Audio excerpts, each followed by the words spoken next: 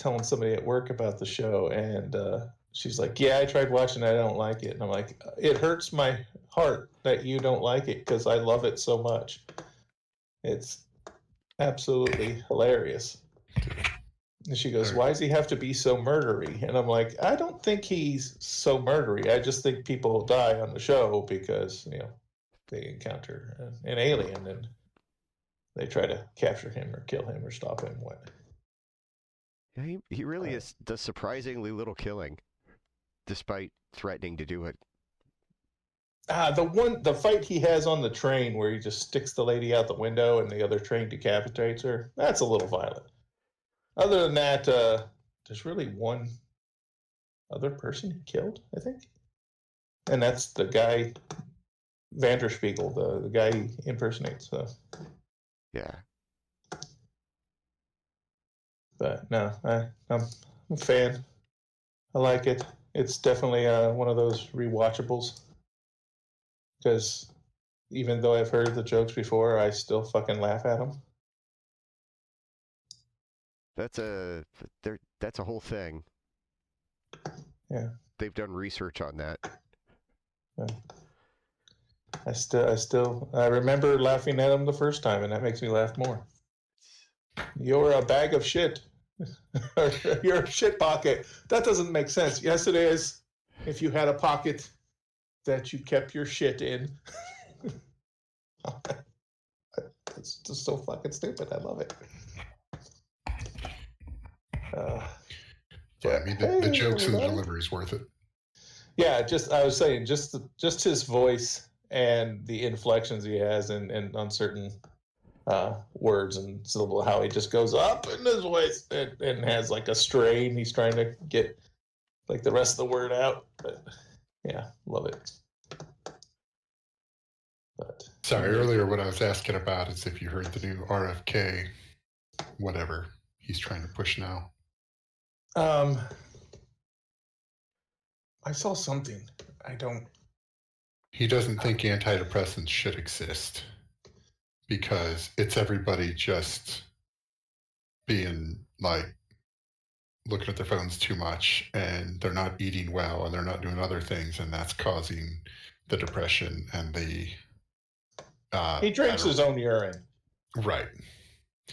But his suggestion is people should move out of urban areas into the country and work on farms so that they can get back in touch with that and basically detox from. Well, when they ruin the world and World War III takes out all governments and stuff, we'll all be working on farms. So that's going to happen.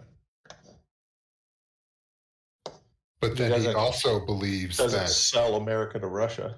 Inner city kids that were not raised well need to be reparented and should also go work on farms. Well, that's the yeah, I don't want to say those words.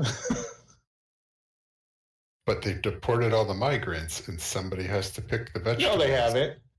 And so, did you watch the John Oliver thing about the deportation? No, I haven't yet. They rounded up 80 people. They got them on a plane. They got them to Mexico, and Mexico said, "No, those are American immigrants. They can't get off the plane." And then they had to come back home with them. And we don't want them.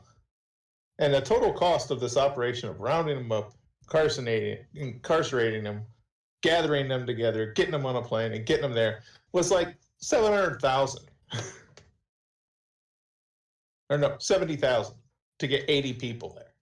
It was 80,000 for the planes that they flew. It's like 80,000 per plane because they were flying them on U.S. military jets. And it's like, all these people eat. The people are getting paid probably under the table because they're undocumented. But they buy food at the grocery store and they pay sales taxes and all this stuff. And is that less or more than 80,000? They don't care. It was a PR stunt with somebody else's money. Oh, I know. It's everything that's wrong with the world is because of immigrants. You know, the reason your boss doesn't pay you as much, the reason, you know, your food is poisonous, the reason your government fires you, which is just the kicker right now. I was just going to go through this guy that isn't elected or appointed. He went through no Senate Who? confirmation. Musk. Oh, okay. He hasn't gone through any Senate, you know, confirmation or anything. We didn't even have that Right. flimsy, you know, sticker of approval. He's just fucking firing people and giving money to his own company. Because if he had done that, he'd have to resign from the board of his company, and he isn't going to do that.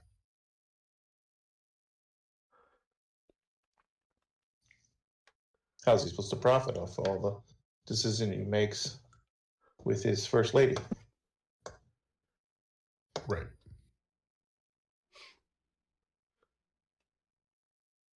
I mean, and all of this, seriously, all of this is just so Russia doesn't foreclose on Trump's loans, right?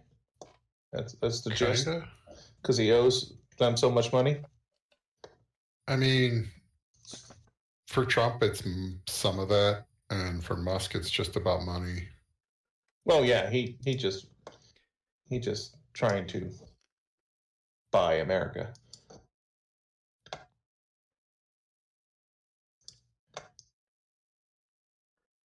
And everyone who's too dumb to see it. Yeah, I do enjoy the people going, oh no, if only Trump would see my message, I bet he wouldn't fire me. I voted for him. Because now that the people that voted for him are getting their jobs cut, they're like, suddenly we're not all for this. Yeah. We were the good ones. That's what you get.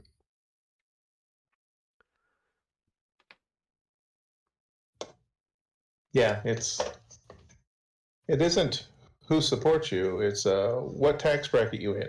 Okay, that determines whether or not he cares about you. Right. But yeah, anyway, basically the whole RFK point was he's trying to make slavery again. And I'm sure they're going to start saying, like, oh, in lieu of going to jail, we're going to have you come work on this farm for free, picking our vegetables. And, like, that's their plan for all the immigrants. What did I see today? Trump signed some executive order basically giving him Anything say that falls over under the executive branch has to go through him before it can be put in the federal record. Yeah. Even if they're an independent organization under the executive branch.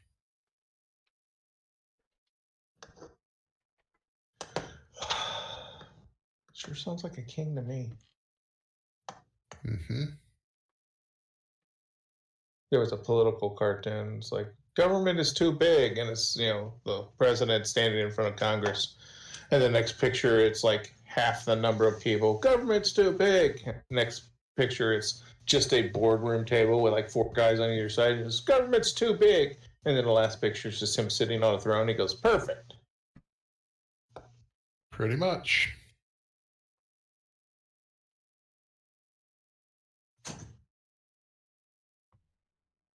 All I want is yes man telling me, what a great idea. Here's another Big Mac.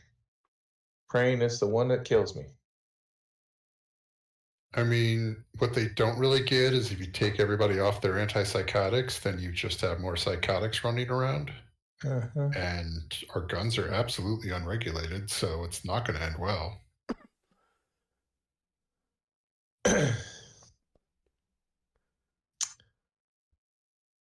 No, it's not.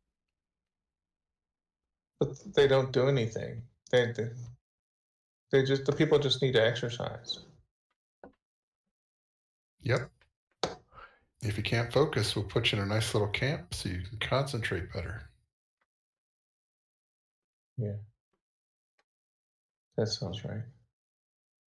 That should work. Das ist Why didn't we think of that before? gut. Yeah.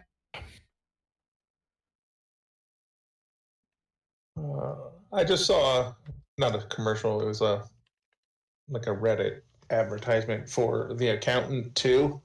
Yeah. Comes out in April. I'm like, oh, fucking love that movie. Can't wait. It's nice it's coming out in April. Why? Tax time. Oh, I didn't even get that joke. Yeah. Good point. That's funny. Yeah, the first one was so much better than I thought it was going to be. And Yeah. So I'm good with them trying again. I saw an interview or somebody was talking about Ben Affleck as Batman, and he's like, he's already made the best Batman movie. It's called The Accountant. I'm like, what? So I tracked it down. I'm like, oh yeah, this is rather good. Good time, good pacing. It's one of those murder heroes that you can kind of get behind, but then the throughout the movie, the backstory of him and then his brother is kind of cool, and then even the end, the reveal of who the voice on the phone was a cool reveal. So it had a lot of fun depth to it. So, but yeah, give us another one. That's what they're doing. Yeah. Did look like they're playing, yeah. I can never remember his name. The Punisher, Shane, John Bernthal. I can never remember his name. Is in this one proper. He isn't just the antagonist sort of. You realize who he is in this one, so he's partnered up with him. So kind of a tag team. Yeah, look forward to that. And that's about the time the Alien movie or Alien TV shows coming to FX or whatever. Isn't it the summer? I don't know. Yeah, I thought it said the summer. Things to look forward to as the world crumbles into shit.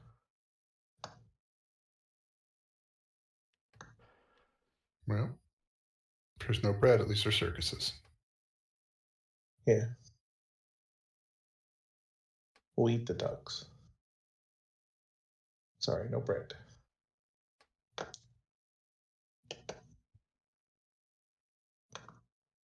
So what you got going on, D? Anything new?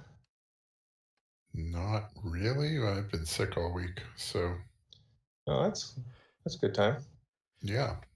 Me too.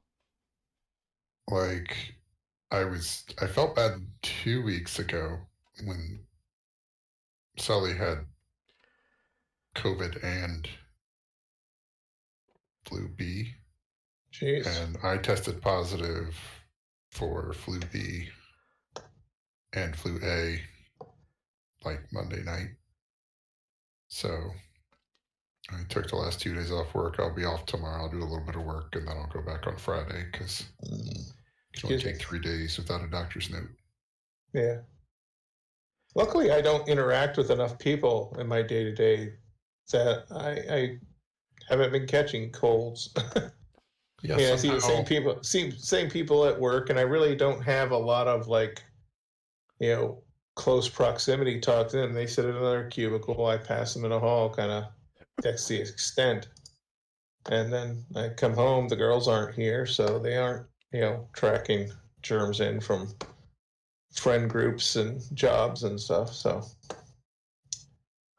the perks of being a shut-in. I was working from home, and now back in the office. This is like my third time I've felt really sick. Yeah, I've been. since January.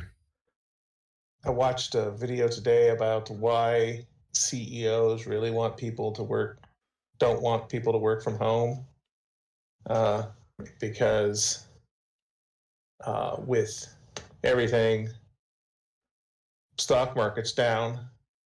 So one quick way to make it go up is to lay off people, but that also has the negative, effect of laying off Stock people. market just hit an all-time high, though. Profits or whatever. And they were saying, you force everybody to come back in the office, a number of people will volunteer to be laid off because they don't want to go back. About 20% of people will quit. Yeah, which will ultimately, before less they go back, expenditures. or as soon as they need to, like, because some of the places literally they have 5,000 people showing up and they have 2,000 desks. So people are just sitting in hallways while they hope they quit.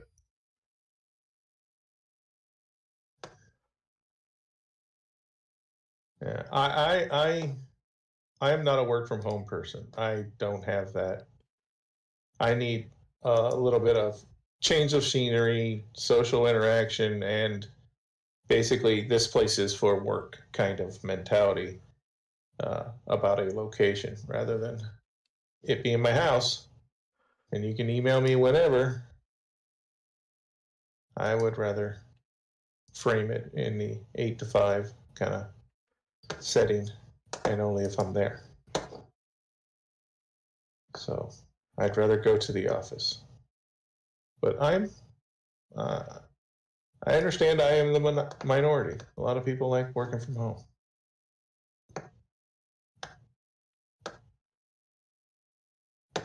Yeah, I don't know.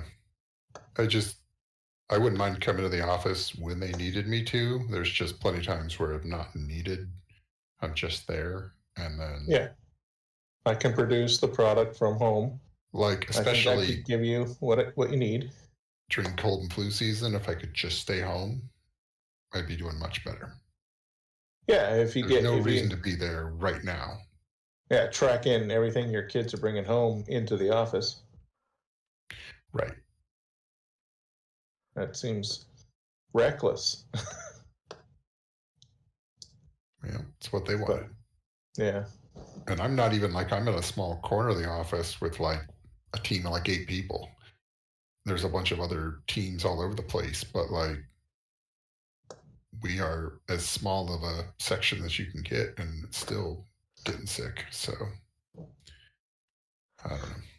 Yeah, the art department, we pretty much are isolated. We work with each other, and anyone outside of our department that we interact with, it's through email. And as of yet, you cannot contract a human virus through email, so we're safe. Give it a bit; they'll find a way. I'm sure they will.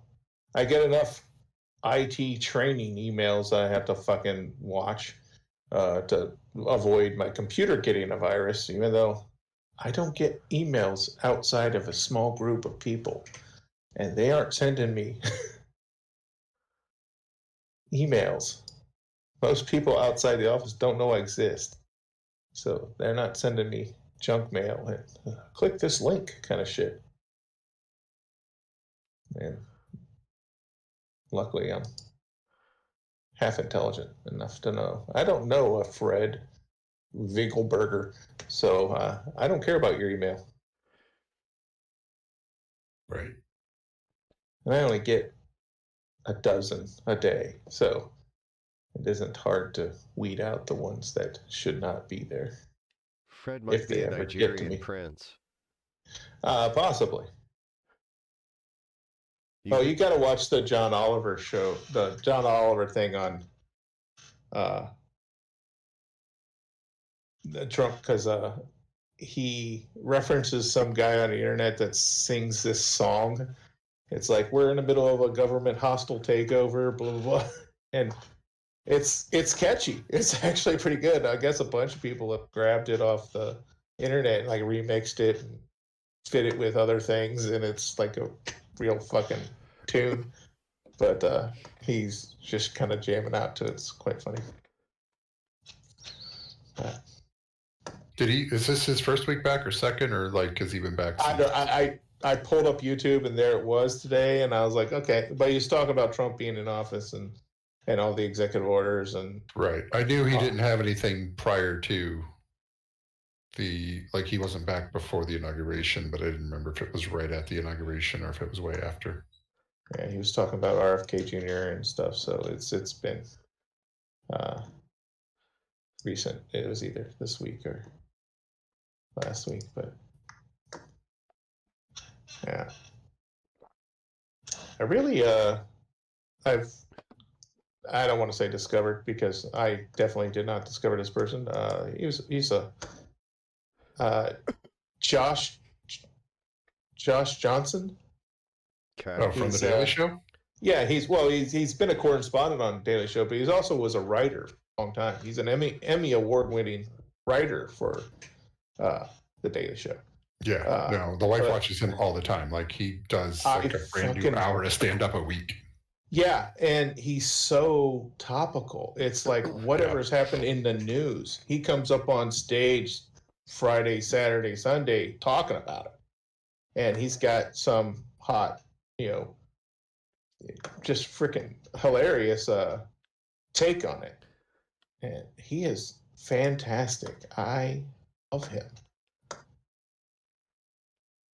I'm a big fan. I want to see more of his stand-up. I mean, every time I see a new one, I'm okay. Yep, this is an easy 35 minutes. I'll listen to that. Yeah, I don't think I've seen a bad one from him.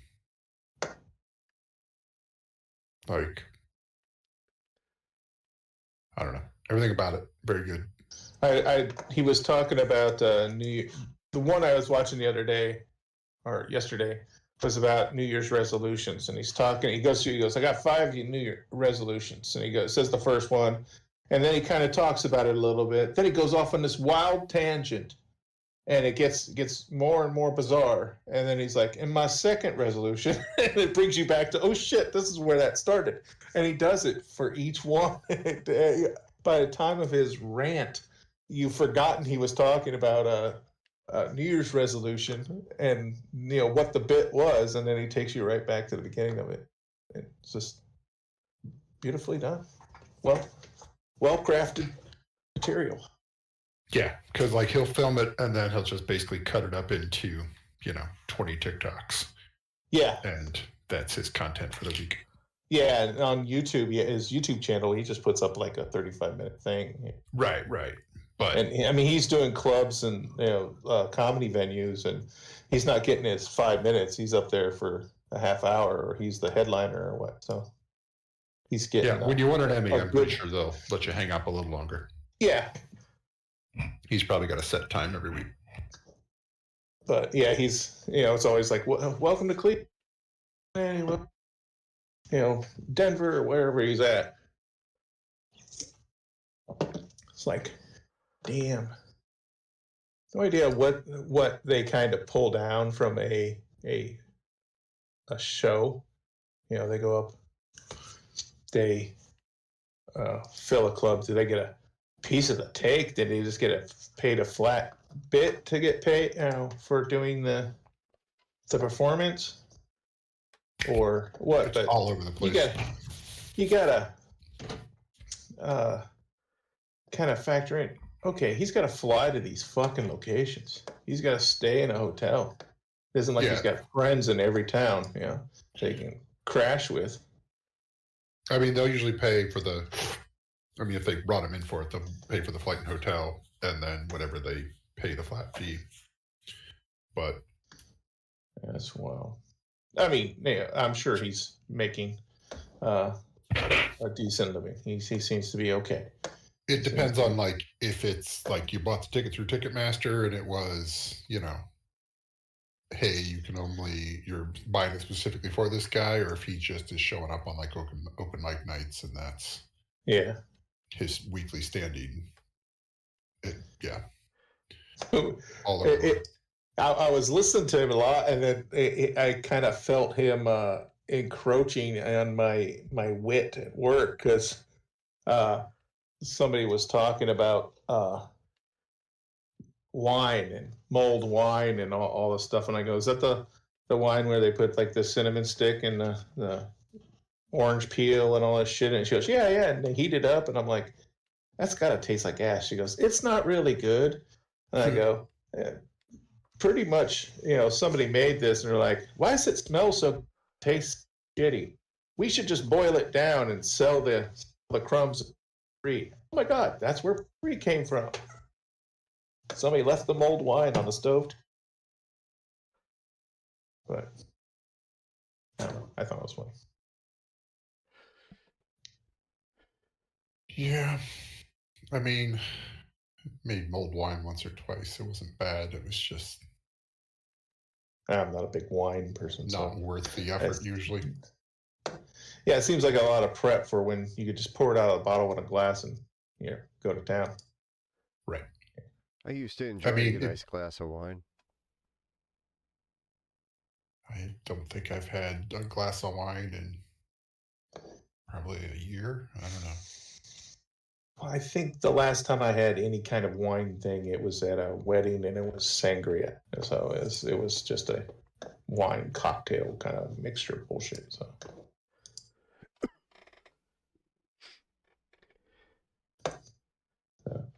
Not a connoisseur or even halfway knowledgeable.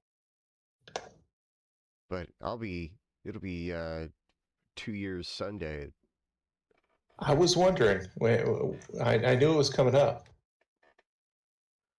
It was roughly the beginning of the year sometime. So. Yeah, it's the day after my day after my mother's birthday. Make of that what you will. Oh, it makes sense. But no, congrats. Good job. Yeah, nice. Ugh.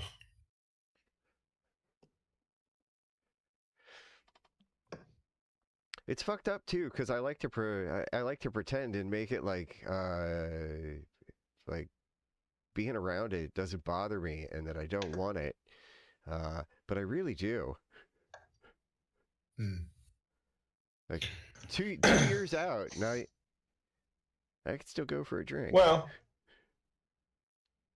and not that you're at this stage. I never really thought of that, but they always say, I'm not a recovering drug addict. I am a drug addict, and if I get back to it, then I'm right there. I just every day I have to stop. It's a choice. Oh yeah, I know. I can't. Like, I would love to have a drink, but I know I can't just have a drink. Yeah. Right. Knowing oneself is a rare gift. Treasure it. I mean, I'm gonna end up with diabetes, but because you quit drinking. I've replaced alcohol with cookies. Okay. Well, I'll save you a seat on that bus, sir. I eat a lot of fucking cookies. I eat a lot of sugar. Just a terrifying amount of cookies.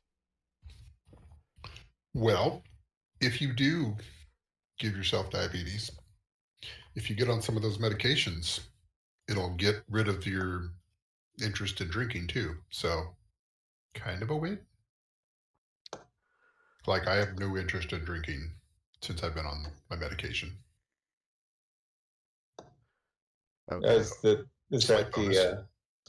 the once a week injection thing or a pill or Karen's doing that. I mean, I do have diabetes, but she has borderline. Yeah. Wasn't because I quit drinking. It was because I've always eaten too much sugar. Yeah. I mean, when I was in college, it was sugar, salt, caffeine, and nicotine. So those are my drugs of choice. Those are 4 basic food groups. Yeah, pretty much, yeah.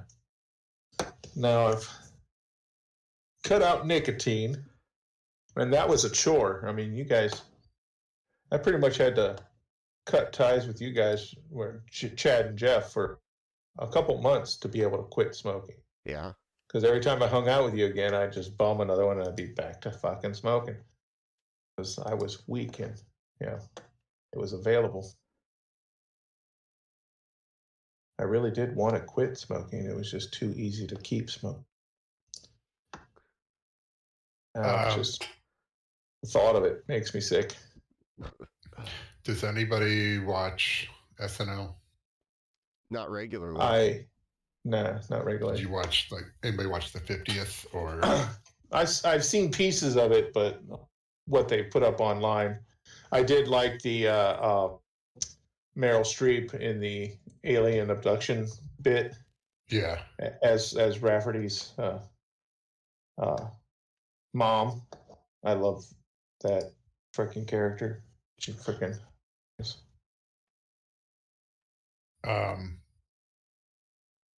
They did basically like a whole musical section that you can tell was put together by John Mulaney.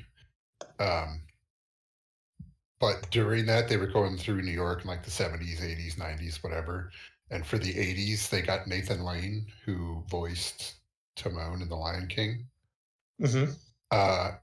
And he sang to the tune of Hakuna Matata, cocaine and a little vodka. What a wonderful thing. And like he had like basically two verses about that. And then they were like, Disney's gonna love us. Yeah, Disney's gonna freaking pursue his ass. They've been going like all sorts of just over the top type of shit lately because they did a few other Disney things where they had like Disney characters and like BDSM stuff as a joke on one of the earlier episodes, and it's like, I guess they're pushing to see how far they can get satire to go because, yeah, it seems like they're testing that figuring it out. Freedom of speech, and how much was poking fun at? Well, I guess the 50th wouldn't really cover too much of Trump, but.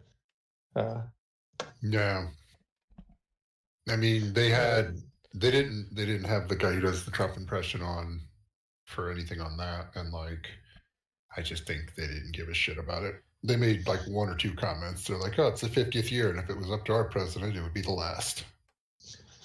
Yeah, but I did see there was I guess I'll say stink. People were butthurt because Bill Hader wasn't on. But apparently he had some kind of conflict with whatever he's working on now. Yeah, I mean there were so many. I'm sure there were notable absences. Like they said at the beginning, like recent enough that it was basically a whole weekend of stuff because Friday night they had a concert with a bunch of stuff, and then Saturday they had it, and like the whole crowd, every time they panned across, you'd see like new celebrities there. But there was always going to be some people that couldn't make it. So it's real hard to pick and choose, like, oh, who should have been able to be there and who shouldn't. So I don't know.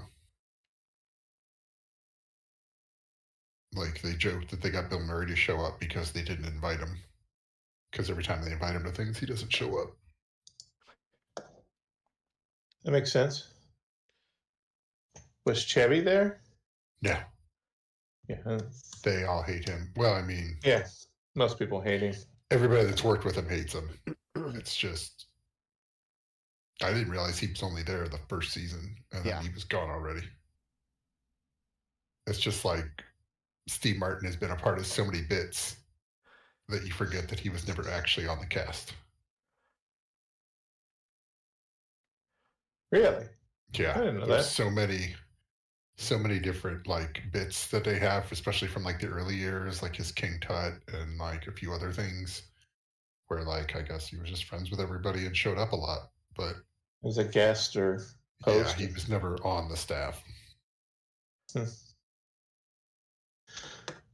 Well, wasn't it the first few years there was a lot of kind of a Band-Aid, fill in the gaps kind of stuff, just to keep the show going, keep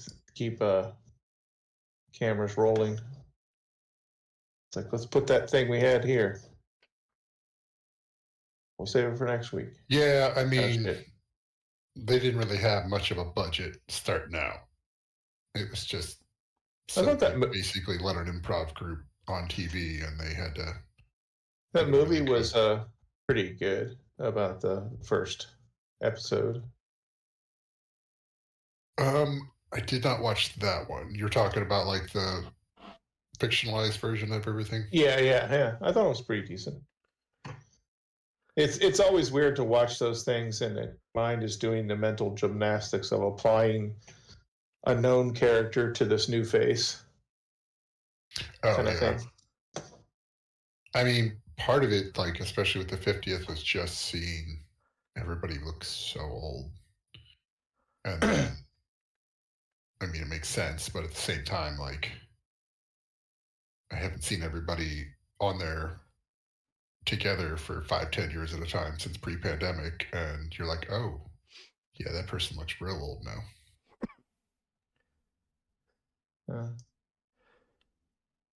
It is a kind of a milestone in television, so. Yep. I mean, they did good. You're always going to have people that can complain, like, oh, they didn't do this, that, or whatever for the show, but like, they had 2.5 hours, which is only an hour more than normal, and they hit what they could. And 50 years is a lot to cover. Right. I mean, Adam Sandler came on and sang a song about all the people that was on there, and I don't know. Everything they picked was like, yeah, this was at least worth putting on here. I'm like not going to argue with this. And like all the stuff that didn't get put on there was literally, some of it was because they were complaining because Pedro Pascal was in a second, like he was in the Alien sketch, but he was in one earlier too. Mm-hmm. And it's because whoever else was going to do the Alien sketch couldn't make it at the last minute. And so he had to go jump in. Yeah, I could see him cracking when she was doing that. It's just like tap, tap, tap. Yeah. You could see he wasn't there for dress rehearsal. he was really biting it back. I mean, I'm pretty sure that's happened every time because she's done pretty much every guest. Oh, God, she's fucking hilarious. I love her. Yeah. If anything else, it's like, oh, I forgot how good these like other people were. When it's like you're on the cast with Will Ferrell, sometimes you forget all the other people that were also there at the same time. Yeah. You have the standouts and the marquee names, but oh shit, yeah, there was this guy. Right. But they were there every week, and they were quality second person. The 50th anniversary show is a Saturday Night Live show about Saturday Night Live. So when you take out the Saturday Night Live is kind of topical, it kind of picks on like what's happening now. So when you take that out of it, it kind of calms it down a little bit. More variety show kind of. Yeah. I mean, they also had like, here's a recap of all the fake products that they've had, like all the fake commercials they've done over the years. Oh God, Schlitz Gay was always my favorite. I love that. Adam Sandler and Tommy Boy. God damn. It was basically like 2 seconds of a bunch of different things. Oh God, wreck me up. Oh God, what was the one? The oops, I crapped my pants. Adult diapers. Started with that one. God, fuck, that was. Oh man, that was the best. I would know. It shows just so it can hold a gallon of fecal matter. He's pouring that lemonade in. Mm-hmm. Oh God. They did one kind of like that on Mad TV. I don't remember the exact order of whatever it was, but it was like, it was some product, and they're like, now with 10% less anal leakage. And they were just doing that where they were doing the pouring it onto a pad. And they were like, see, this is normal, and this is with 10% less. And it was still outrageous. Like, you couldn't tell a difference. But yeah. But the end of that skit, when they're both in their little tennis outfits and they walk out and you see the fucking balloon ass of somebody stuffed a pillow in the back of their shorts. and she's got like a little tennis skirt, and it's like sticking straight out because the padding on the diaper was too big. Oh God. Well, that's what, That's what it was- president when it looks was, like all the time now. Yeah, true. Yeah. The more outrageous they were, better. Massive head wound, Harry. Those were great.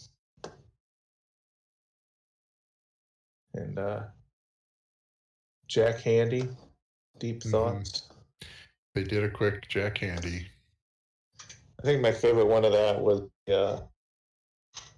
I told my nephew I was taking him to Disneyland, but instead I drove up to a burnt-out warehouse and told him, "Oh no, Disneyland burnt down." He cried for hours, but then we went for ice cream. In the end, he thought it was pretty fun. Yeah, those were always so random. Yeah, times. I don't know. We've been watching Psych. Great show. Just Another random humor bits thrown Right. in here and there. like the wife started watching it, and then she turned it on while the kids were there. Now the kids want to watch it every night, and It's really enjoy not it. a bad show for kids. I mean, there's not Right. a lot of. I mean, for being on Showtime, Sometimes- they really could have gone much worse with the language and everything else, and they didn't. So, well, it was USA at the beginning. It was on USA Network, so oh, was it originally? Yeah. yeah. Originally, it was a USA Network. Oh, okay. So yeah, it's tame cable television. So yeah, you're pretty safe there. But yeah, there's just a lot of fun in that character, and I love the Dule Hill's character, Gus. He Yeah. just freaking he's such a perfect straight man, but with the weird, quirky, nerdy to it, to play off of Sean's just imbecile antics. Well, because that was like right after he got off the West Wing, so he went from the West Wing to that. Yeah, he went from the West Wing, which he did fucking excellent work there. I love that character too, but Gus was such a departure, and it was just like, oh my God, great. But yeah, love Psych. Freaking still watch that every once in a while. It's like, oh, let's just watch season 7. Just see what I miss. Then you watch every episode, and you're trying to find the pineapple.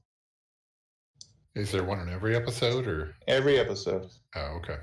The first one, he holds up a pineapple and goes, "Should we chop this up for the road?" And then it's just a gag they put on in every.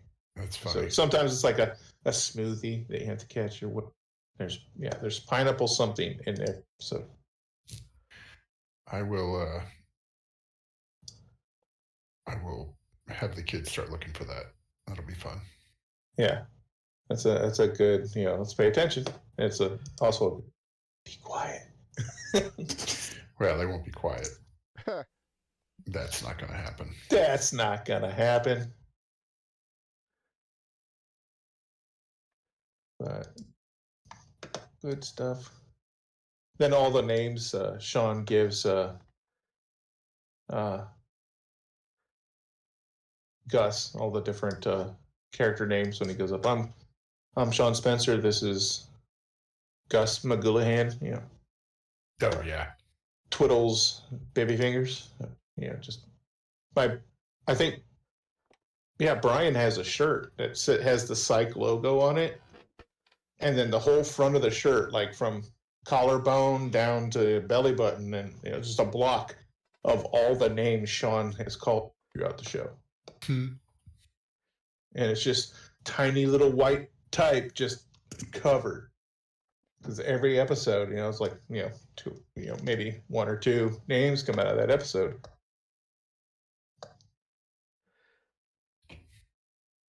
Yeah, like one of the episodes they had Urkel and Kenan Thompson in there when they were Mm-hmm.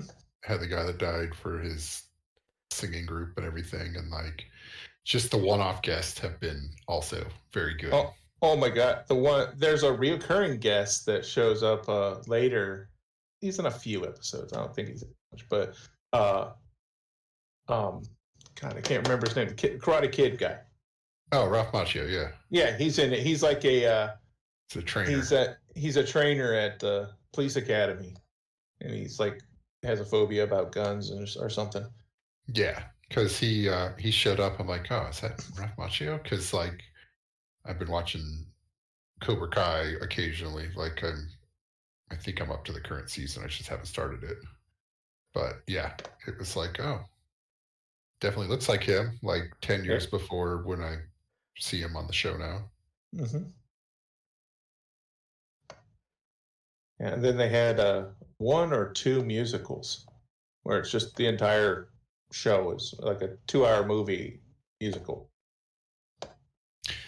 Because we just a couple of nights ago saw the one where it was a ripoff of Twin Peaks or an homage. Oh God, that was great! Yeah, yeah, and like the number of people that were in there, like the one guy is from Twin Peaks, and he's from Twin Peaks.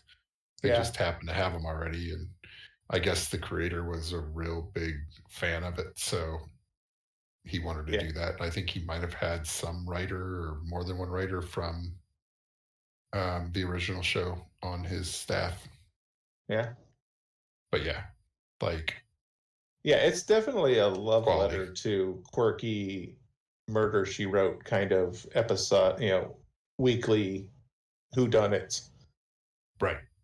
And you can have reoccurring jokes, and you can have brand new guests and everything else, and still have a great time with it. And well, the main cast is great. You got Lassie and Juliet as reoccurring cops, and even Buzz, the uniform guy, just kind of show up every episode.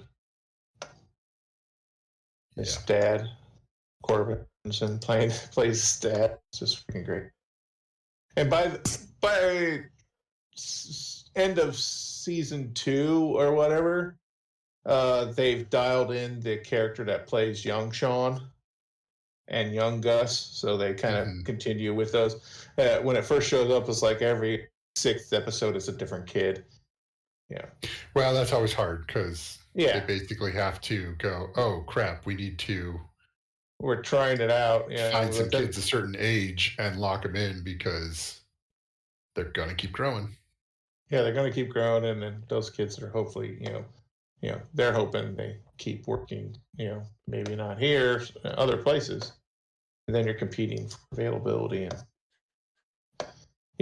After a while, especially if you go 2 seasons, they look like a completely different kid sometimes if they start them too young. So later seasons almost begin every episode with kind of a Gus and Sean flashback, which sets up whatever that episode's underlying theme is. Like they had that issue on How I Met Your Mother because it went on real long, and like they had to eventually, a couple seasons in, they filmed the last whatever they wanted to do, the last few episodes all at one time because the kids were getting too old. They were started out at like say 15, 16, and they were like 20, 21 at that point, and it was like, all right, it's getting weird. We're gonna just film a bunch of stuff on how we know it's gonna end. Why does this 15-year-old now have a beer? Yeah, what the fuck? Right. How long's he been sitting on that couch? Because like it's a fun joke for some time, and then it's just kind of like, okay, well, they're real old now. Yeah.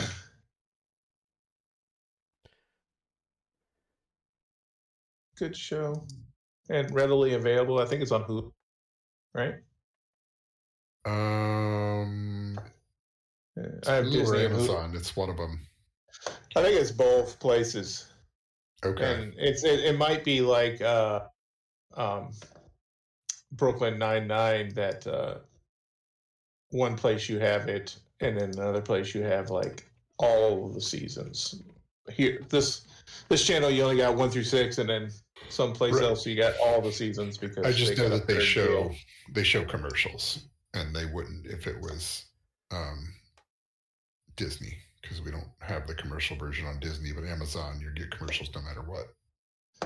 Yeah, I got commercials on Disney and Hulu because it was $9 compared to 15 or what.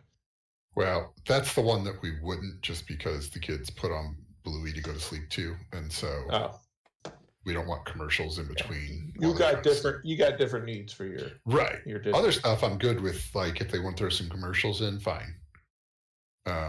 But that was the one that we're just like, nope, not that one. And then we got the commercial-free YouTube because they really started showing some questionable commercials during, like, oh, kids are doing Minecraft, and now it's like, here's a horror movie. And some of that shit kept popping up, and it's like, I'm not going to have the kids have nightmares because of fucking YouTube. Yeah, those stories I listen to on that app always have the same car dealership commercials. You know, between each chapter, they'll have like a little 30-second commercial that once it gets 6 seconds into it, you can skip. Yeah. But that's like, God, I'm never shopping for cars from you. I can't stand your fucking voice. Yeah, there's definitely some places where I'm like, nope, I'm never gonna shop here or do this or do that because they've annoyed me so much. Like, there's some local lawn care company that has put stickers at like all the drive-throughs, and it's like, all right, now you're just an asshole. Like, I want to find where their trucks are and just put a bunch of shitty bumper stickers on them, because if they can put it everywhere else, it's fair game. Speaking of stickers, I saw somebody was had a bumper sticker or what's like, you know, basically bashing one side or the other, you know, government wise, and just made me think. And I Googled on Amazon, you know, Trump did that stickers. You know how you'd always go to the gas pump and it's like, I did this, and it was pointing at the price or whatever. They're showing it's up like, now. where's the Trump ones? And it's like, okay, basically, Democrats aren't vandals. Now, Columbus, they were posting, like, somebody put one next to the eggs at a couple of places in Columbus. But the best part is, like, his pointing up, whatever, was when he was looking directly into the sun during the eclipse. Yeah. Because that's the one they use for that. He's sticker. Looking up and he's squinting. Yeah. And pointing, yes. Oh, fucking great. What an idiot.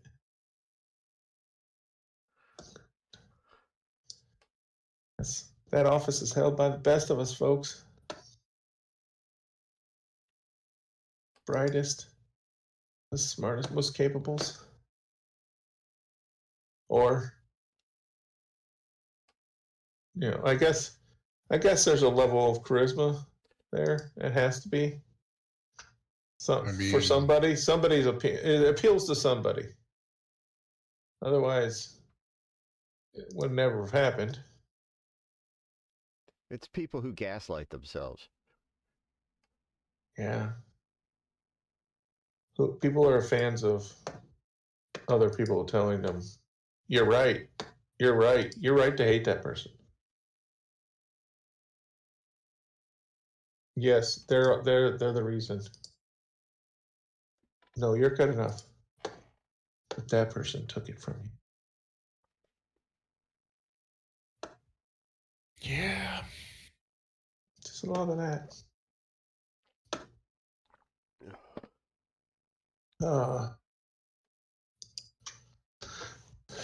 Been watching the latest season of Invincible. Sorry, Invincible.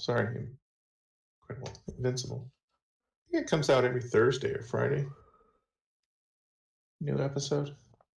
Started off this season with like 3 episodes, and then they're dropping each week. I've noticed so many places have gone back to that. It's just weekly drops on everything. Yeah, I'm okay with it. I can either wait and binge it all at once. I'm gonna rewatch it again, you know, at some point, anyways. just because it's a good thing to put on in the background. I just need some noise going on. Oh, But it's a good time. Animation's good. The characters are cool. I mean, it's Robert Kirkman that wrote the comic originally. Same guy did Walking Dead, so he's got a lot of multi-layered stories going on, different characters, different motivations. Everybody's got their own arcs, so it isn't very dry in one direction, following one main character. There's all kinds of interwoven plot lines, and then the third season, is it third season or Preacher? I think it's the third season. Yeah. Starts Thursday. yes. So that'll be good. Well, I have enjoyed all of that. The second season, didn't have the appeal of the first one. The first one was just great. I think it had a good pace to it. I liked all the characters. I liked all their interactions, and they seemed to work pretty good. But the second season just was, because it wasn't locked in that one town, it just felt wayward. You know what I mean? It seemed kind of out of control. I guess I could see But it was that. good. I had fun. I think this season, I read or heard a review that said it's going back to more the formula of the first season, where it kind of, it's a local problem. He comes into, gets embroiled in some kind of situation in a certain area, so it isn't a kind of a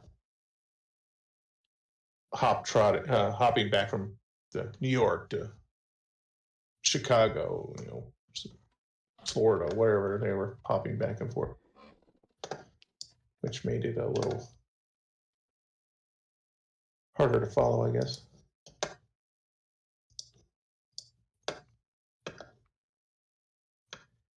And I keep seeing commercials for the Wheel of Time series. And I did watch the first season of that. And I really wish I could. The second season, or is that coming out now? It's either coming out or it has come out. But I really wish I could. That's like a big production, isn't it? It's like Game of Thrones level of like. It would be here's if the the story characters and was bullshit. Game of Thrones like. It's so fucking boring. Oh, okay.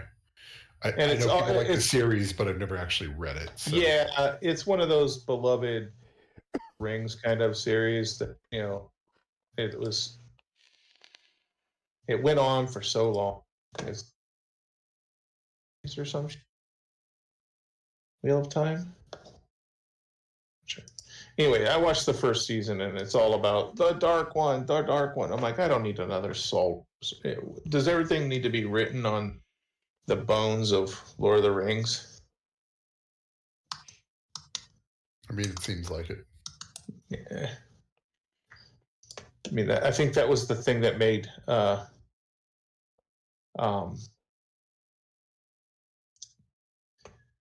Game of Thrones so unique, was that it was character driven.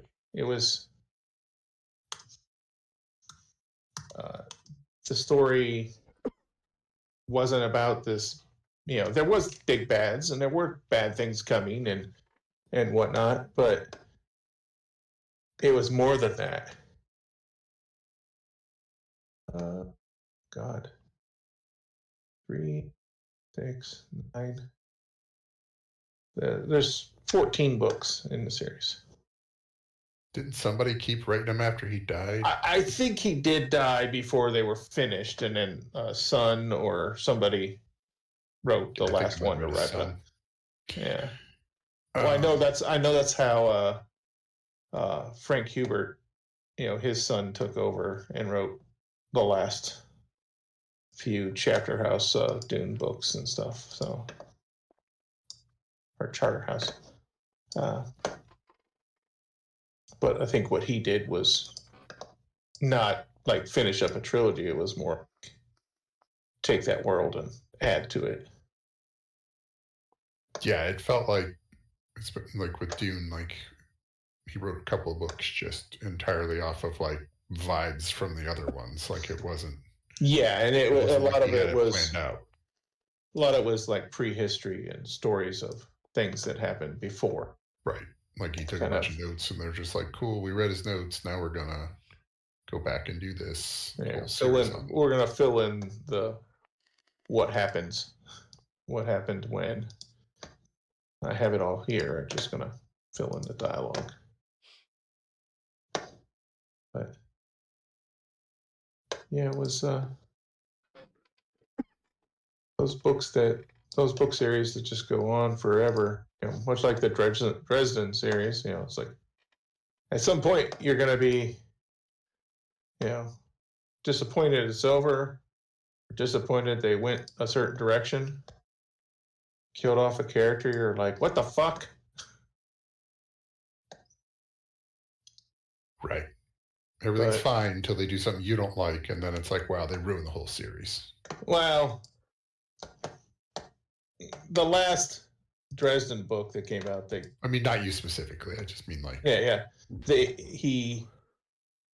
One of the characters have been there since the beginning of the series dies, and it's one of those Sirius Black kind of deaths. It's like it sucks. It sucks that they died, but to move the character to the next stage of this overarching story, this character has to be removed. Removing this character takes a piece out of our character, out of the main character. You can see a bit of him die. You can see a bit of his the way he sees the world has changed now, and the value he puts on this, that, or another thing is removed, so the character can go to the places you need him to go now. And that's basically what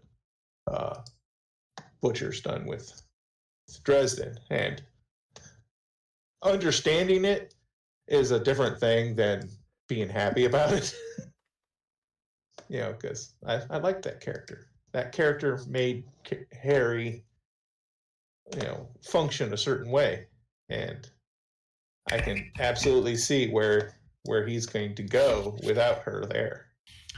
It's funny because both of your comparisons were Harry. Yeah, true. Well, there's jokes in Dresden about Harry Potter, isn't there? I don't know. Maybe in the later books. Yeah. I'm sorry, was I spoiling something, Jeff? Had you not read Battlegrounds and all those? The only one I haven't read's the last one. Sorry. It's fine.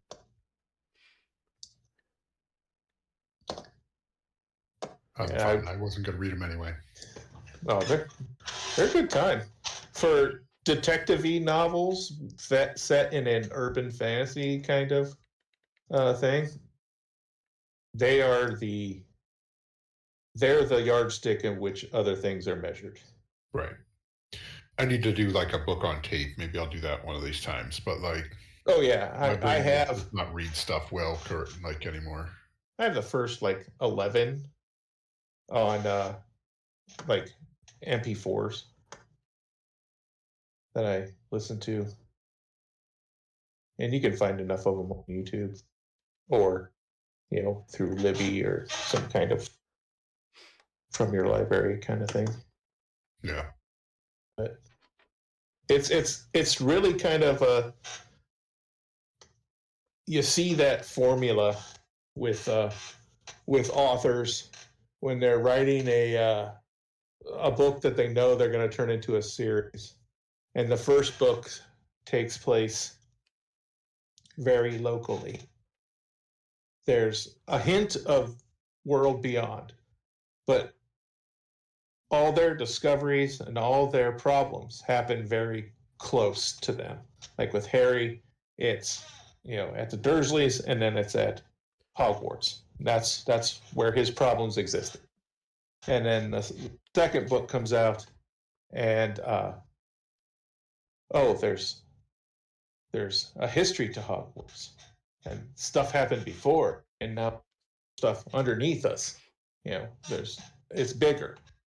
And then the third book, Azkaban, and fourth, other schools, and fifth, this is government. This is how they fuck up your world. But the same thing with the Dresden Files. The first one is very, very local. It's kind of a mystery. He's trying to solve, a problem, and then the second one kind of goes off the rails and introduces more antagonists and learn a little bit more magic works and everything.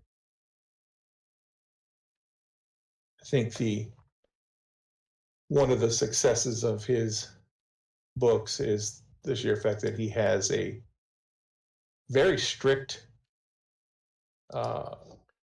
magic system in his stories.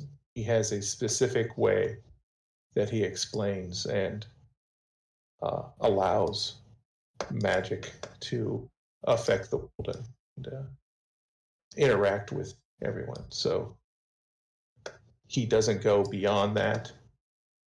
So when the main character is able to pull off some incredible feat or escape some horrible, predicament with his wits and what magic Jim allows him to wield, it makes it a little heroic.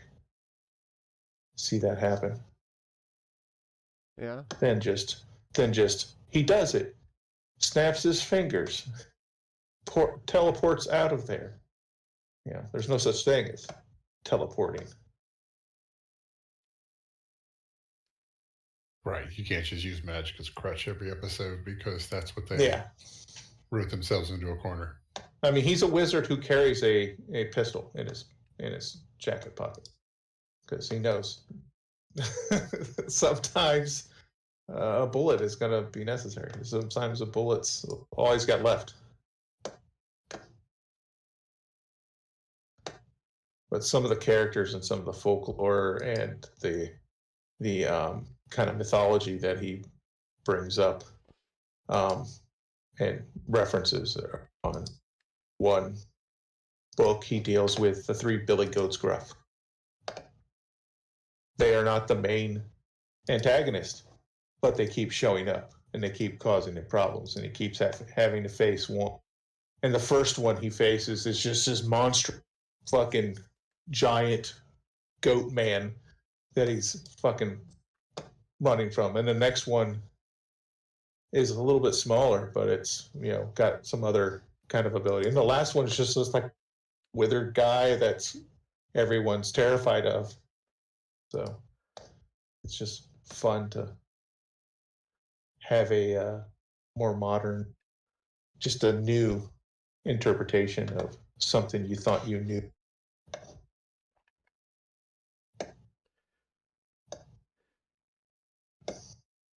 Yeah, because I mean, boiled down, all the different things that you're going to have in stories ever have already been written. Yeah. It's just a matter of mixing them up in a new, different way, because otherwise, what are you doing? Well, that's prime example. I was thinking earlier this, because I was watching Resident Alien, and I was thinking about, that aliens on Earth, what's it like, kind of thing. And I'm like, what if aliens visited Earth? The government knows they're here. We can't send them back. And we can't really just lock them up because they either are capable, powerful, we want something from them. So there is a town in, I don't know, Nebraska that it's the middle of fucking nowhere, but basically everyone that lives, it's next to military base or something, or small, military outlet that kind of governs this town, but pretty much everyone that lives in that town an extraterrestrial. Some don't get along with the others because, they know of each other out in the vast depths of space. They've crossed each other, and those races don't get along, but they have to in this town, kind of thing. Kind of a Deep Space Nine, but on Earth. But yeah, the more I thought of it, the more I was like, oh, this has kind of been done. I've seen shows like that. I've seen, Warehouse 13 and Eureka and all these. Basically, it's a town. It's weird. Shit's going on there. Some people know. It's a secret everybody's trying to keep from the world. Keep it off the internet kind of thing. But I don't know. It's kind of a fun premise. I was trying to explore, just think about it. Come up with ideas or worlds or settings, and they don't go anywhere. They just bounce around in my head for a week. Those tropes only keep working because people allow them to. Yeah. Should they not? No, that's not what I'm saying. I mean, it just takes the reader, to buy into the trope, or just like Harry's Magic. You just have to accept, okay, this is how it's going to work. The story. If I want to read the story, I gotta. It's less about the trope and more about your implementation of it. Okay. Because you can do the same thing that's been done a million times before, but if you do it in a new way that people haven't seen, or maybe combining it with some other trope in a way that hasn't really been done give before. it a new problem to solve. Yeah, like your implementation of the trope is going to determine whether or not it lands. Yeah. Yeah, I mean, people also like to have a starting point where they don't have to relearn what the arc of the story is going to kind of be. Yeah, that's the advantage of putting it on Earth. Putting it in Nebraska, Kansas, or where in middle of nowhere, kind of flyover state, nice quiet little corner of America. Put them there, so people understand what that is. People understand. And that's what you can do then. You've got this established trope that people are gonna kind of comfort food with, like, oh, I understand this story. I get what they're trying to tell me. And you go with it until you change things up to give your audience something that they didn't expect in the first place. But you lulled them in. You lulled them in with the trope. Yeah. Well, I think it's one of the reasons Jim Butcher wrote Harry as an urban fantasy, was because he didn't want to have to describe a whole new world and teach us what it's like each. Yeah, he can just say Chicago, Illinois, 3 a.m. Yeah, Gold Coast. Yeah, and we know what he's talking about. But it is easier to write what you know. Yeah. Well, he's not from Chicago, is he? No, he's from Missouri or something. But I think his original short story, Harry, was based in St. Louis, but his English professor told him, you can't have it in St. Louis, such and such, such and such, and such and such, St. Louis. Pick a different town. So he just picked Chicago random. So, okay, I'll make it in Chicago. And then he had to do all this research about Chicago to be able to speak from intelligence about it. I thought that was kind of cool. That research can be half the fun sometimes. Yeah. I love doing location research when I'm writing something. Well, I think he really kind of I don't know if he knew when he picked it, but having it be a large city on the edge of a lake, a rather large lake, a large body of water, so it kind of gives you a back against the wall, but then kind of the lake itself can be that undiscovered country kind of area, but it definitely limits your expanse capabilities when you put it against the coast, the edge of the country. But, yeah, a lot of. I mean, I'm no writer. I will be the first to admit it and not be insulted if anyone reminds me of it. I do like to, like when I'm reading, a book. Like, why did they do this? Why was this necessary? Why couldn't Sirius Black live? Well, because then Harry would have a happy home. That is not the Dursleys. And that wouldn't be Harry's story. That wouldn't be, the unloved orphan that finds the place he belongs in a ancient castle full of wizards and witches.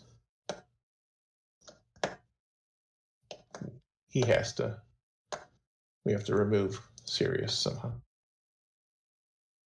Well, they also needed him to keep going back to the Dursleys, and I don't know if they explained it at that point. No, they didn't explain it at that point, but in the end, he realizes it's because of his mother and his aunt that spell or that magic that his mother to protect him when Voldemort attacked him still resides in that familial connection. And if he left the Dursleys, he would be vulnerable. Correct? Yeah, basically that was whatever the deal was until he's 18. As long as he returns there for some period of time, every 12 months, then yeah. He was safe at Hogwarts. That was a given. That right. Was, but he couldn't just stay year-round at Hogwarts. He'd still have to go back and spend some period of time there. That was their foolish assumption. He was safe at Switch. No one's safe at Hogwarts. The only thing I wish they would have done was had like a bunch of people on brooms. Just why wasn't there people on brooms flying around blasting those giants on the bridge? Why wasn't there? I mean, an Air Force. Everyone's got a fucking broom. Why is there not a wizard Air Force in the Battle of Hogwarts? I mean, especially in the book. Like, I get having to animate it for the movie or something, but for the book, there was no restrictions. Yeah, I don't know why. She wasn't really thinking three-dimensionally. Right. For all the parts that we like about it, it's not like it was, Shakespeare. Oh no, and other author, as great as the Harry Potter series, and it's a monumental achievement, a body of work. I don't think anyone is ever going to reach that kind of hype and success with 7 books. Again, it's just not going to happen again. There's still holes, the right. Time Turner is a huge plot hole that other artists, other authors and critics are quick to criticize why do you introduce time travel in a story where every single character in those books would use that to go back and fix something. Right. Dumbledore would go back and save his friend, or save his sister. All these things. Harry would go back and save his parents. Snape would go back and save Harry's parents.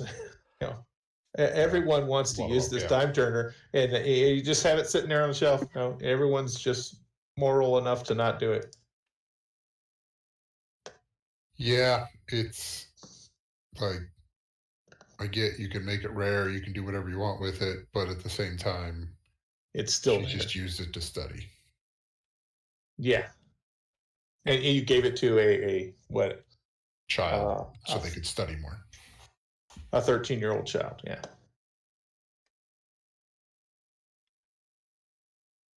I don't know. It just, yeah, it seemed unnecessary. It worked in that book, and it made a cool, thing. But it was also Harry could think he sees his dad. Right. So Harry basically believes he can do something that he should not believe he's capable of. The Patronus. So, but this has been our.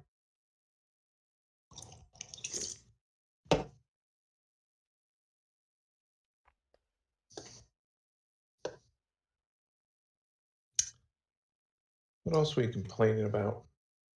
Anybody go see the new Captain America? I have not. Mm-mm.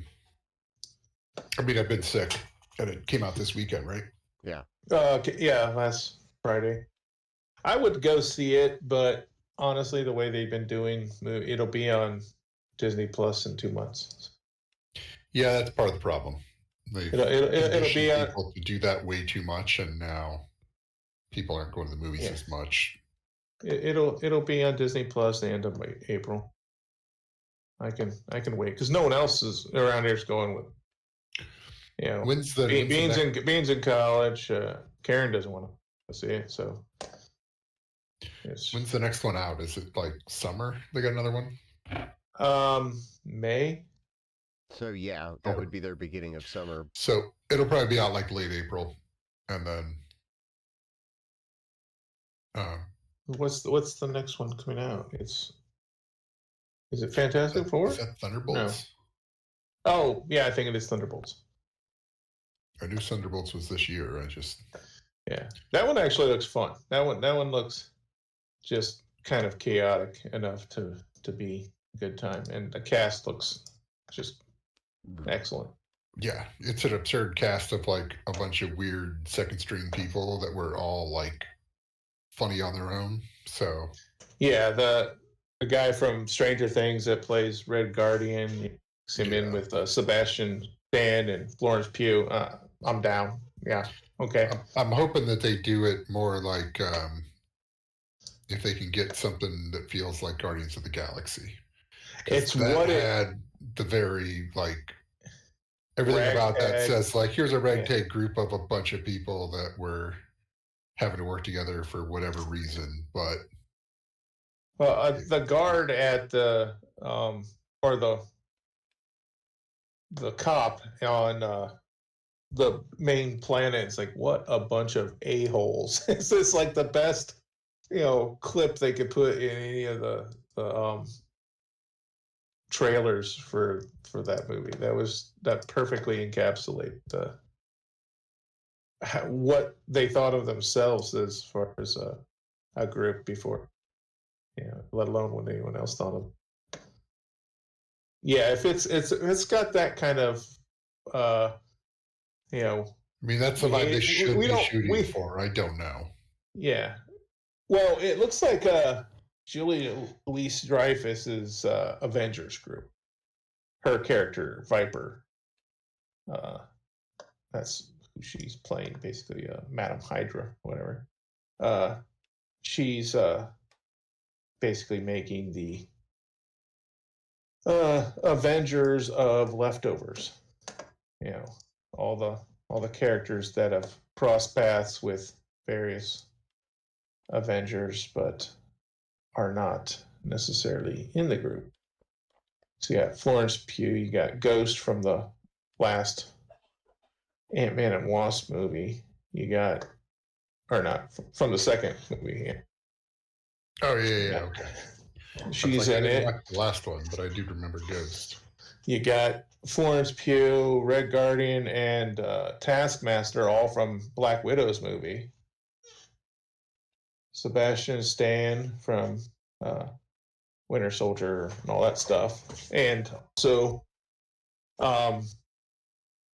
Russell's son, I can't remember his first name, that plays U.S. agent, or he was the replacement Captain America and Falcon and Winter Soldier. Kind of went nuts, but he's part of the group too. There's a line in the trailer that Florence Pugh says, he goes, "Really, us? All we do is shoot and punch people."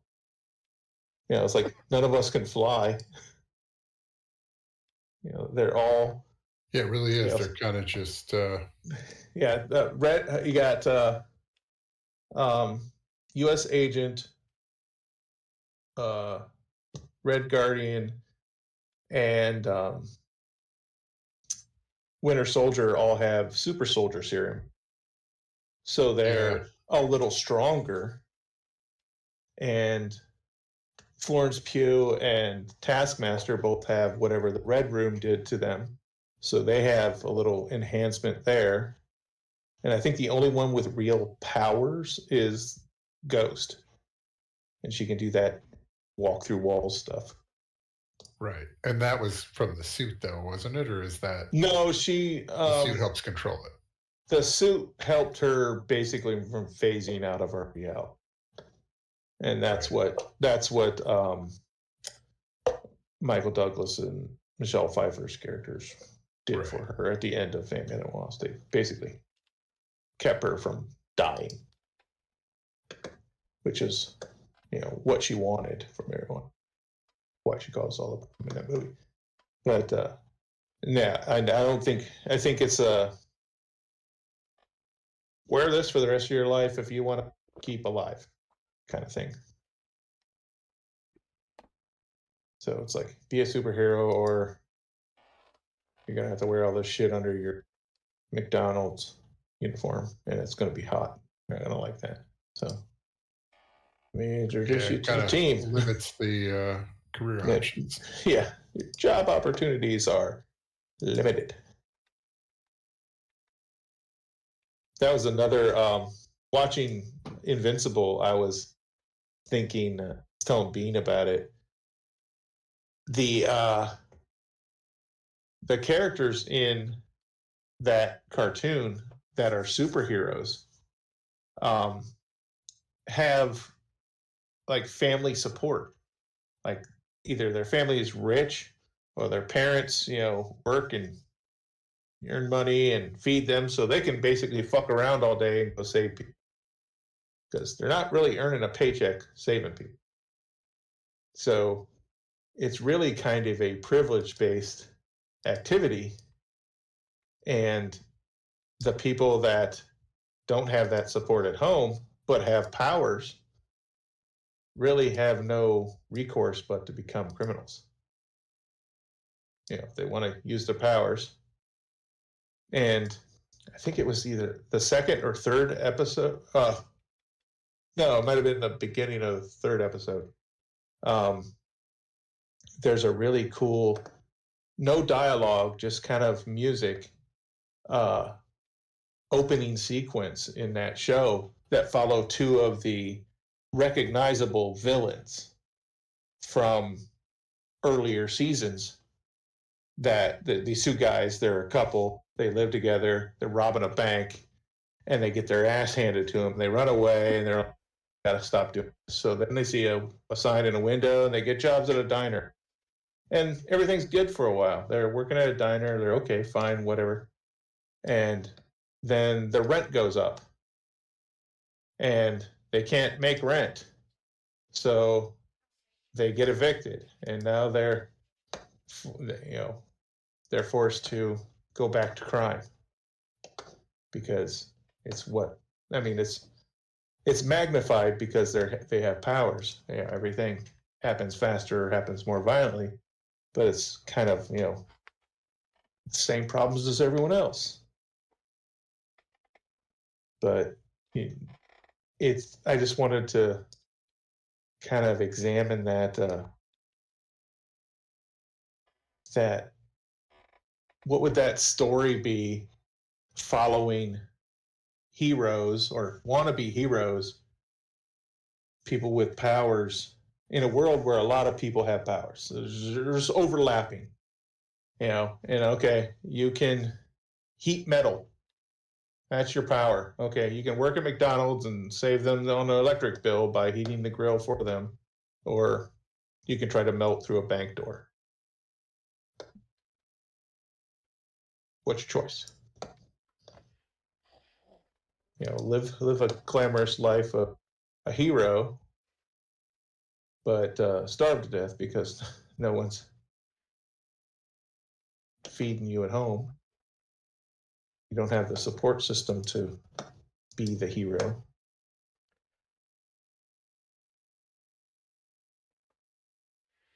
Just kind of became a weird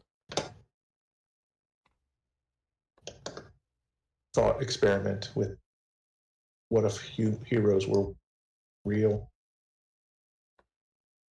Kind of the boys kind of did it, but people that were heroes an agency.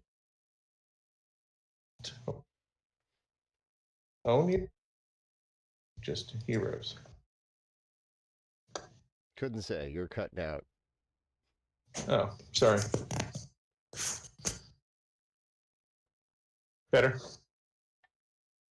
We're not cutting out, so I think so. Okay.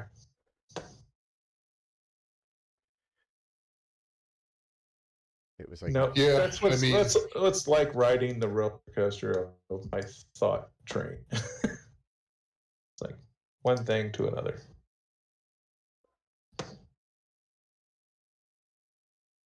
Right. But I mean, that's kind of all things that got created were just, but what if we did this, but over here? Or what if we did this, but tweak this? Like, Well, both of those kind of a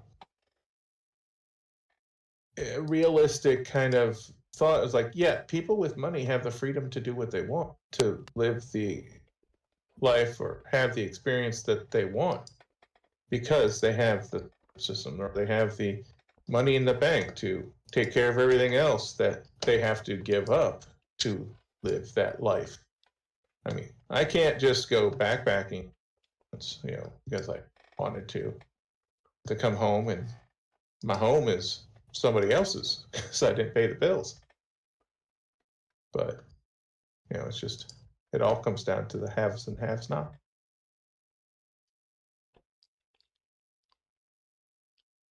That's really every story.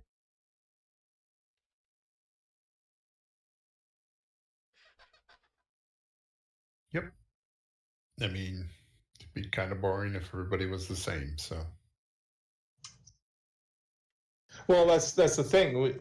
Everybody can't be the same because we all have the same problems. We all have the same needs, but other people can ignore them for,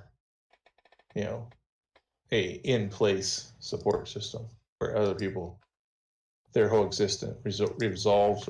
Their whole existence revolves around attaining the bare necessities. and that's why we got the Jungle Book. Yes.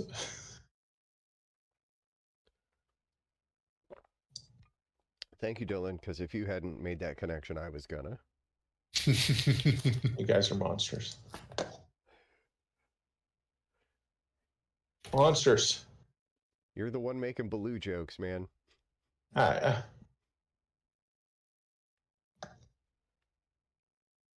How else do you describe?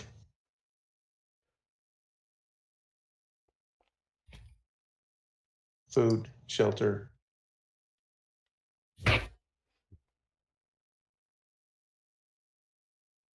I do like the one character in her name's Adam Eve. She's like the girlfriend, interest, cute girl character. But her power, she basically can rearrange things up to her level. So mom brings her a sour cream and olive sandwich. Thanks, mom. And then mom turns her back and she just uses her power to turn it into a cheeseburger. Like, okay, cool. And later on, she kind of moves out of their parents' house and she just goes up in a tree. She rearranges the top of the tree into this like tree house and just lives there. Just uses her powers and it makes coffee in the morning. She gets up and flies off, saves the planet, and comes back, and powers can kind of fulfill all those things that, you know, the people without the support system are lacking. Just snap your fingers and your cupboards are full of food, no problem. That's a clever solution. Yeah. She is like one of the most powerful characters in the comic. She was created by the government, experimenting to try to make basically a living atom bomb. They wanted somebody that could just go somewhere and just snap their fingers and blow up a city, and then fly home, go blow up another city, for the government. Well, the scientist and lead of it kind of kidnapped her while she was an infant, or before she was born, and then replaced her with a stillborn baby and gave her a couple, and she was safe for a while. He put like mental blocks in her mind so that she can't affect living matter, so she can't rearrange people, but she can rearrange, like she can turn your clothes into iron and you're stuck in them, or she can turn a sidewalk into a slip and slide or whatever. She can do all that kind of crap, but she can't turn people into anything. But in the course of the comic, there's a couple times the comic is very violent. The comic and the cartoon are very violent. A lot of blood, a lot of like broken bones and guts and shit. She gets run through by this one guy, just stabs his hand through her and then like basically shatters her leg. And she's like dying, and then her body just kind of like, oops, and all the mental blocks go away, and her power just kind of fixes her, and she's back to normal. And one of the perks of Invincible's character and the race of aliens that he is related to is they are extremely long-lived. His dad is like 5,000 years. He will 10,000 years. Invincible himself will live for thousands of years. In the comic, him and Eve are together, and at one point she's old and dying, and he still looks like he's in his 20s. He's by her bedside, she's laying there, she dies, and then her power kicks in and it rejuvenates her back to her prime. She's now looks like she's 20 again. And she just keeps doing that. She keeps living her life. So she's basically immortal.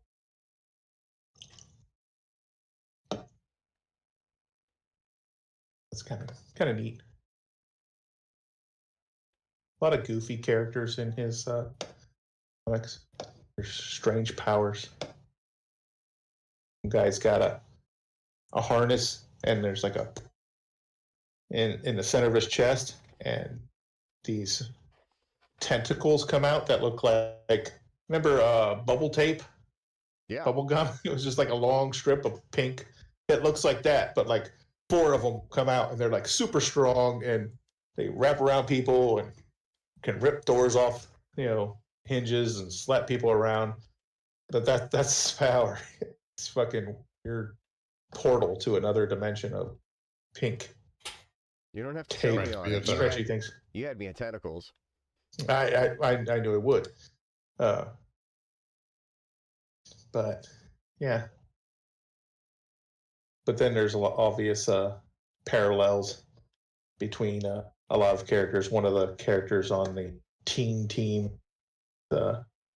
is on the show is his name is Rex Split. And he basically has Gambit's power. He charges things that explode. He's basically Gambit. Not a big departure.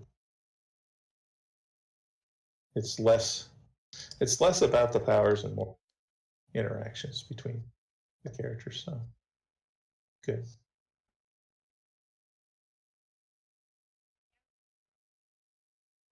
Wonder why Chad's so cool. I don't know. Kind of rude. He's had a hot mic the entire time. If he doesn't want to talk, I know. I thought he muted that's- himself. that's really dickish. Yeah, He was all excited, had Well, a bunch of shit he wanted to talk about. I know. Total Chad move, though, right?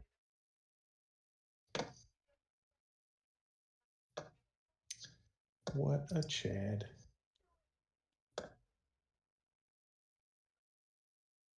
Well, we've kind of petered out, so Yeah. Maybe he'll chat more next week. Maybe. Yeah, maybe. We can hope. Challenge accepted. Yeah, so yeah, we'll be back next week.